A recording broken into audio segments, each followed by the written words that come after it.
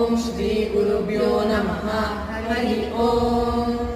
ॐ गणानां त्वा गणपतिं हवामहे कविं कवीनामुपमश्रवस्तमम् ज्येष्ठराजं ब्रह्मणां ब्रह्मणस्पत नः शृण्वन्नोतिभिः सीदसादनम्।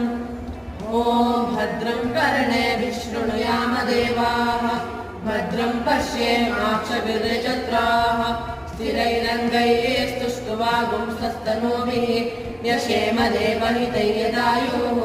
स्वस्ति न इन्द्रो वृद्धश्रवाः स्वस्ति नः पूषा विश्ववेदाः स्वस्ति नस्तार्क्ष्यो अरिष्टनेमिः स्वस्ति नो बृहस्पतिर्ददातु।